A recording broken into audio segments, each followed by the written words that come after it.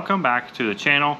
Today we got a summertime-ish Tackle Warehouse unboxing. They had a Memorial Day sale. Some of the stuff was on sale, some of it was just stuff I saw and I wanted to try it. So actually I already recorded this, but the GoPro decided to tell me it was recording and then just not save the file, so that was cool.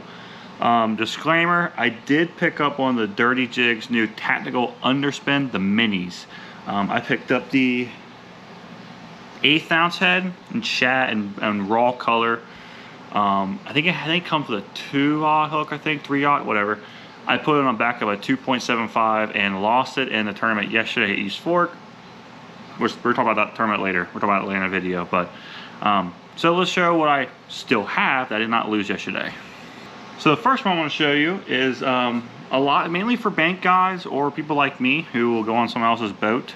Tackle Warehouse came out with their own rod carrier. I'm pretty sure Cal Costa or whoever came out with it first. So Tackle Warehouse made their own version. It didn't come with instructions. I thought I was smart enough to figure this out, but I got a rod strapped up, but it's just still not working right. But I'll at least show you it. So I don't know if I have it too loose, too tight, whatever, but no matter what I do, man, it's just real heavy on the reel end, of course. So I try to wear it. You kind of like have to still use your other hand to kind of hold it. So it's still kind of nice, still nicer than traditionally when you put rod straps on. If you hold it a certain way, you could create a weird bend. So it's still better than traditionally just using straight rod straps, but I don't think I have it strapped up right. But you get this nice padded, and then you get 2 rod straps, one on the bottom, and one goes on your top. I don't think I have it. Ultra's attack me. I don't think I have it laid out right, so I'm gonna play with it. But you can see I have 5 rods. And of course, they're not. This is just mumble jumble together, but it does hold them pretty well. So at the very least, your rods are at least together. It is a little bit easier to carry than using straight rods.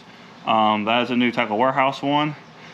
Did pick up some new frogs. I love frog fishing. I'm not very good at it. I love frog. Top water is awesome. So I picked up. So the first frog is the bullywall from River to Sea. I've always wanted to try one of these because it's got that V. Supposed to be a really good walking bait. And it also comes through cover really well because I like throwing frogs underneath wood, docks, a lot of that because we don't have as much like lily pads and good hydrilla where I fish a lot. So, but pretty soft frog, like it.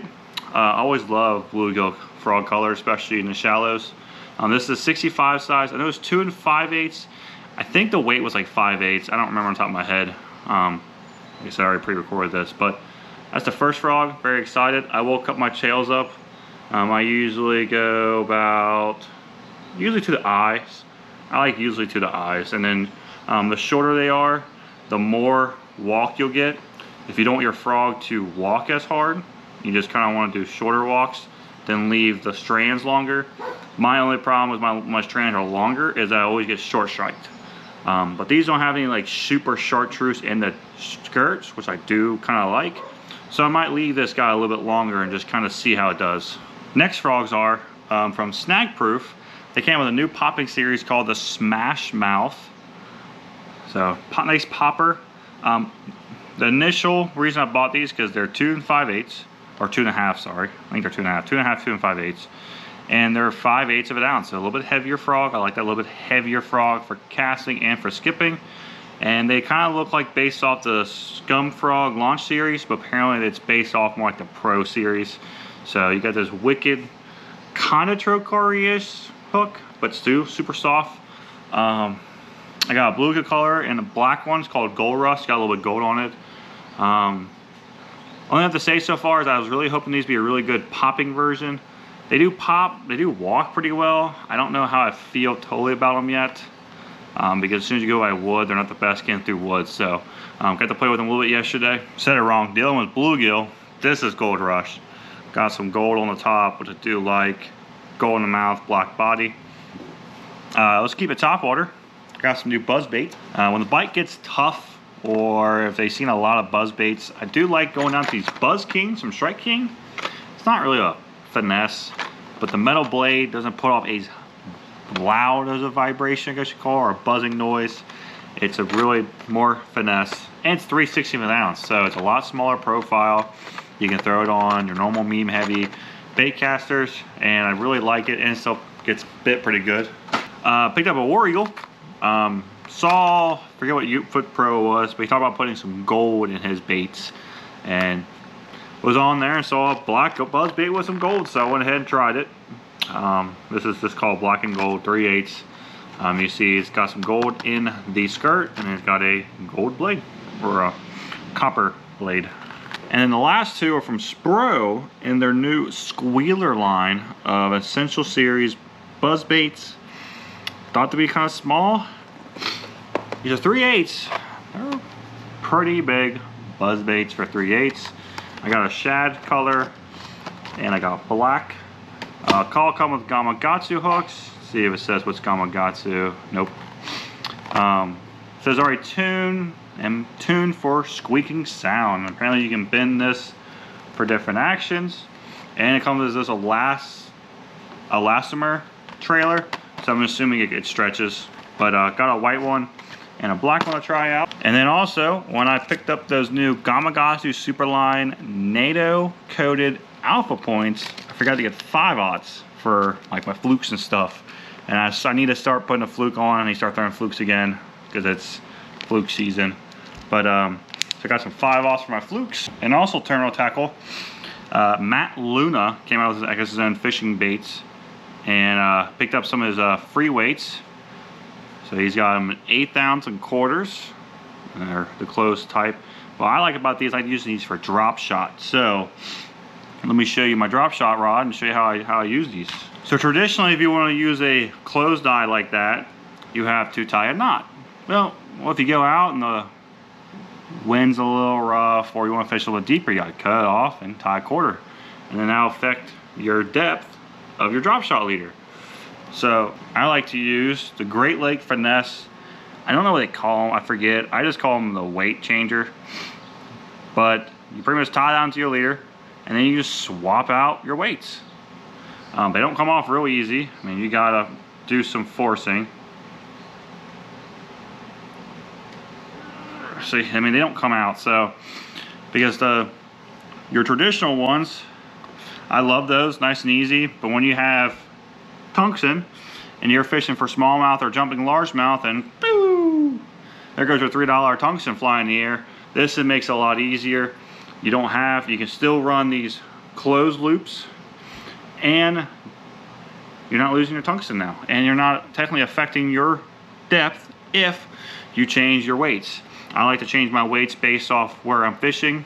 I'll use a couple of sizes up here in the front, and if I go deep, I'll tie on a deeper weight, quarter, 3/8.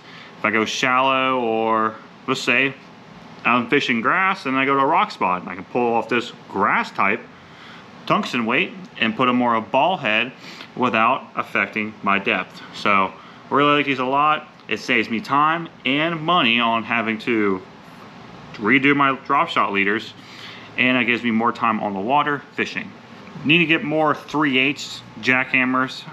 Just don't have a lot of 3/8, but went ahead and picked up this bluegill color in Baby Ghost Bluegill. Really dig that color scheme. And the jackhammers are the best chatterbaits on the planet. I didn't realize, because I'm an idiot, if you can see, jackhammers are labeled. Never knew that. Didn't matter. I always run 1/2 ounce anyway. So, but I picked this up with 3/8, and I'm definitely picking up some more shad type in 3/8. I got 3 jigs here from a company I never used before, from Untame. I didn't know about them until I started following Kyle Welcher a year ago. Maybe about a year ago. And he started talking about these. I don't know if he owns them, works with them, don't know. But these are called the Breacher jigs. These are a grass jig. The skirt's kind of on the finer side, kind of dig it. Especially where we fish, don't need a big thick skirt. That nice grass head, decently stiff weed guard. And if I remember right, I think these are the ones with the owner Zoe wire hook. Pretty stout, not a jungle hook, but pretty stout. And an absolutely awesome keeper. It's like a 4 spike thing. It's got 2 spikes on the side and there as well. So definitely keep plastics on there all day long. And of course, got good old black and blue, which is what I use 90% of the time. Green pumpkin blue crawl, green pumpkin with a little bit of blue in there, like that a lot. And the last one was called Donk, really dig that. It's like a red, green pumpkin, and watermelon. So I like that for a lot of the, if I was fishing some grass, a little bit cleaner water, dig that one a lot as well. And I'm always trying to get better at this live scope stuff because it is, you kind of need to learn it to help you.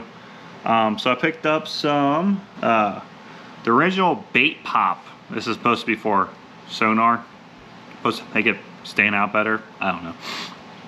Got a monkey milk, so it's like a little of a whatever color with some blue flakes. So I like it for my swim baits. I think it's gonna look good on it, and hopefully I'm gonna try to do some testing to see if it makes my baits actually pop more or it's just a gimmick thing. Got a couple crankbaits. This is more for like shallow. I got plenty of deeper cranks, even though I lost a bunch yesterday, but these are for shallow.